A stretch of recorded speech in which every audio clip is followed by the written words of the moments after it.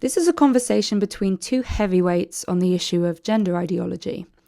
Both Sarah Philimore, a barrister, and Amy Sousa, a women's rights campaigner, see the idea of gender identity as a form of religious belief. The notion that people possess a kind of internal soul with a sex of its own certainly now has ubiquitous adoption in our institutions and our culture, or at least it's complied with by people for reasons of politeness, perhaps out of fear. So both these women have dedicated their lives to countering this, but they disagree on how you counter a religious belief system. Some, like Sarah, work on this issue at the level of the institution, the level of the law, medicine, education, academia, psychology and therapy, for example. But they may embrace the concept of gender identity for pragmatic reasons, calling men she in public, referring to people's inner gender, referring to trans people as if they were material realities, even when they don't believe they are. Others, like Amy Sousa, see this as participation with the ideology. They see this as entrenching the ideology. They want to fight at a deeper level, the level at which this has colonized people's minds. They see gender as a coercive thought cult. They think it's a regime that requires strong countercultural movement to dissent against gender, particularly from people in positions of influence and visibility. This split has brought about a lot of tension in a movement that was once fairly united, which was why it was so good to be able to sit down with two women who are both very, very informed on this subject, but come at this from different angles. My job, my professional work is child protection, and obviously what is happening to children is unconscionable, and that really sort of gave me the impetus to keep going. The law is pretty good. The law is actually okay. What's happened is people like Stonewall, gendered intelligence mermaids have slithered in and told people the law is something else. And I think that does underscore for me the symbiotic relationship between law and culture, because Stonewall et al. Knew they couldn't win without the law being on their side. So they go in and say, well, this is the culture. You know, when the law says it protects sex, well, no, what it actually protects is gender. And then gender slides into gender identity. So I think both are fantastically important. I've focused on the law because it's what I know. My psychology and mental health background really has to do with embodiment and our embodied selves, and kind of looking at embodied practices versus dissociative practices. So this ideology to me was a practice of dissociation. This was very clear to me. I think there's a lot of top down pressure in this movement. And I do think that the law should be used to address this. And I do think we need actionable policies that protect the category of sex. There are some states, for example, in the United States, that on the state level have defined sex as being, male human beings and female human beings. But these are kind of pushing back at what's been done kind of under wraps at that larger level. I mean, what's happening is utterly unique. This is an ideology that has been promoted by wealthy white men in the main. These are the privileged imposing on everybody else a simulacrum of oppression. So it's completely the opposite to women's suffrage and the Black rights movement. And they very, very cunningly then piggybacked on real examples of oppression, such as the gay rights movement, and that cemented their authority. But it is, in its essence, it's simply another religion. I don't see a religious or gender identity expression in school as a right. That's the important point to make, because then you're going to end up having to try and accommodate 101 different things. What I'm saying is, if we all want to live in the world, if there is a way of making somebody get through the day a bit more easily, fine. We're not monsters. Let's do it. But that doesn't mean that your belief in God or your belief in a gender identity then takes supremacy over fundamental organizing categories like sex. If one child is socially transitioned in school, that involves hundreds of people using a wrong sex pronoun for that child out of your logic of kind of making their day a bit easier or helping the parents. Are they not then being coerced into a form of religious fundamentalism? I don't think so, but that's because I take a very different view on pronouns, as I know other people do. I think if it is understood by everybody that this is a boy, you cannot change sex, and this boy does not have automatic entrance to girls' facilities, I'm afraid I do not see the harm in calling that boy the name that the boy chooses. The reason I get so worried about the pronoun debate is the people who are vehemently opposed to what I'm saying do appear to have a view that no trans or gender diverse person should ever be allowed a place in public life. And I don't agree with that. That's not the kind of world I want to live in. I certainly experienced the sort of pronoun coercion to be extremely draconian. Do you see the risks that reacting to that can also be draconian, or do you believe that we really need to fight this on the front of language? Well, I am reality based, so I do, to me, it's very important to stay grounded in the accuracy of language as it pertains to reality. There are these tactics that are happening. Kids are being suspended from school for misgendering their peers. Teachers are being fired for misgendering students.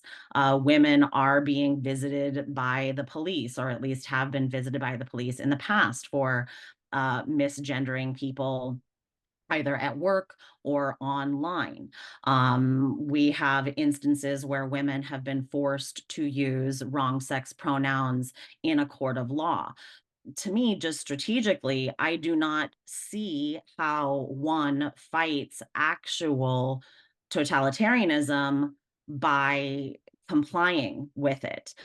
This makes no sense. The language acquisition process is not just a process of acquiring language, it is a process also of kids learning to trust the authority of their own body. So it's also an internal authority building process where they learn to trust their own eyes and ears. They're not just saying, when they say, "Mommy, that's a tree," and the mom says, "Yes, honey, that's a tree." It's not just language acquisition. It's also, I can trust my eyes and my ears and my body to tell me the truth about the world around me. So the sort of program that we're witnessing, in which kids are being forced to go against the authority of their bodies in terms of talking to their teachers or talking to their fellow students, this is creating a lot of cognitive disruption, and to me it's a very dangerous cognitive disruption, because ultimately it is a dissociative tactic. It dissociates them from the authority of their own body, where they are put now in a position of having to trust external authority to tell them the truth about the world around them, rather than being able to trust themselves about the world around them. And I just really strategically do not see how polite compliance with an actual authoritarian regime and program is a winning strategy. It's just not a strategy that I think is a good one. Can it be authoritarian to enforce truth and objective material reality in language? Absolutely, it can. There's a lot to unpack there, and I'll start by saying this. I appreciate that the women threatening me because I used she, her for a man did not threaten to have my job or threaten to report me to the police, but the impulses guiding them were every bit as reprehensible and dangerous as those guiding the men who first threatened me into my political activity. If those women were in power, given the impulses that they've given into, I have no doubt whatsoever they'd be locking me up for the crime of not agreeing with them. To say because they lack power that their behaviour is not an example of authoritarianism or totalitarianism, I think, is missing the point. If they were given power, they would abuse it. So I recently wrote an article for The Critic, and I said in like the second paragraph, Victoria MacLeod is not a woman. There is only one way to be a woman, that is to be born female and live 18 years. Victoria MacLeod is a man who adopted a female gender identity in the 1990s. Out of courtesy, I will use she, her pronouns throughout. I did that because I wanted my article to be read by people who need to read it. I wasn't asking a little child to deny the evidence of their own eyes. I was asking mature adult readers to read that paragraph, this is a man, and then understand why I was using the pronouns I did, to respect the claimed gender identity, not because I think you can change sex. In just the same way, I could talk about the resurrection of Jesus, not having any shred of believing that this man was the Son of God and died and was born again. But I know it's a story that a lot of people find very important, so I could talk about it. Just on that analogy, if you were to write as a secular writer about the resurrection of Jesus and call him our savior, you would understand why your secular credentials would be questioned. Or if you were maybe analyzing Islam from a secular perspective, but referred to the Prophet Muhammad, peace be upon him, or if you referred to a communist leader as, you know, the dear leader, Chairman Mao, claiming to be a Never do liberal. that without doing exactly what I did here, which is saying I'm an atheist. Anything I say in this piece which suggests I'm not is because I'm trying to engage the reader. I think it's up to me. That's the bottom line, really. I don't owe anybody an explanation for why I speak as I speak.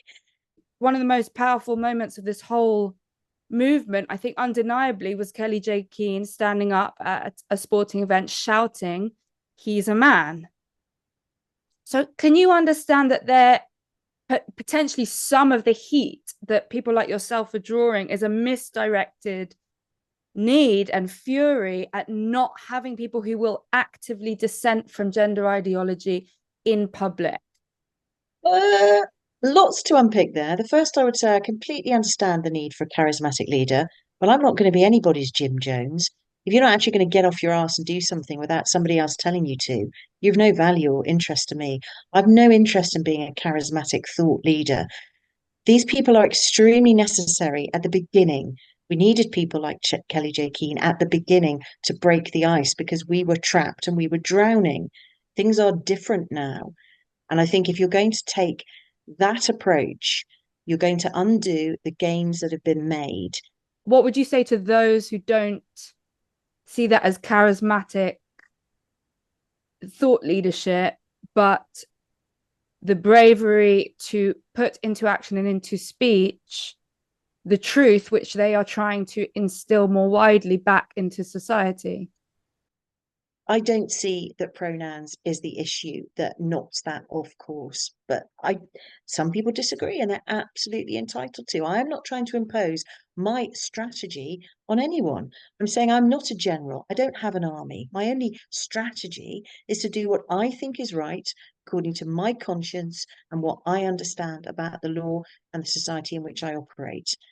One of the reasons I do think language is key and important is because this whole ideology is a real linguistic sleight of hand. Gender identity, there is no such thing. Gender dysphoria, there is no such thing. Transgender, there is no such thing. Transsexual, there is no such thing.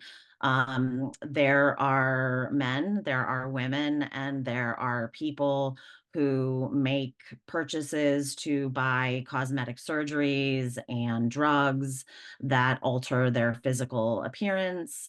They are mimicking the opposite sex. The scope of the issue is massive. This is, more brutal than foot binding, more brutal than simple FGM.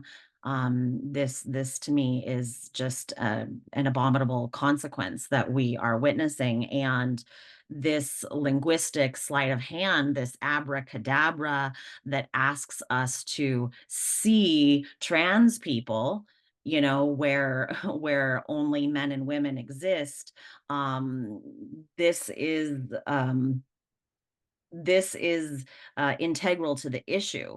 How we talk about things in the media is really shaping the realm of allowable thought. And again, because this is being sort of policed and enforced from the top down, this can act as a kind of controlled opposition, controlling how we are allowed to think about the issue. So my, I guess, position would be that staying grounded in the terms of reality and not complying with any of this gender jargon, as I would call it, is helping create a broader scope of how we can talk about this. I definitely suppose that there is a way that we can talk about this that is not disrespectful of human beings, humanity, but also stays grounded in the language of reality. BBC starting to release articles that at least remove gender altogether, rather than, as you say, Amy, buying into this conceptual notion of gender identity. Where is that change coming from? If it shouldn't and hasn't been about pressuring individuals, how do we see cultural institutions that are largely led by interpretable journalistic guidelines, same in schools, same in sports? What creates that cultural change?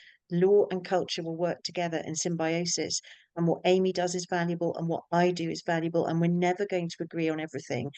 And I think insulting people, denying their intelligence and their agency, when I hear people tell me that I'm complying, I get really, really fucking cross, because that's exactly what I've spent the last 5 years not doing at enormous cost. I will never be a judge now. I don't really want to be, but if that had been my ambition, then it's gone. And that's happened to most women who've spoken out. They've had to pay a really high price. So that's why it stings when others say that we are complying and we are lying. So anyway, thank you very much for this. It has helped me organize and reframe my thoughts, perhaps in a more logical way. And good luck to everyone who's fighting the fight.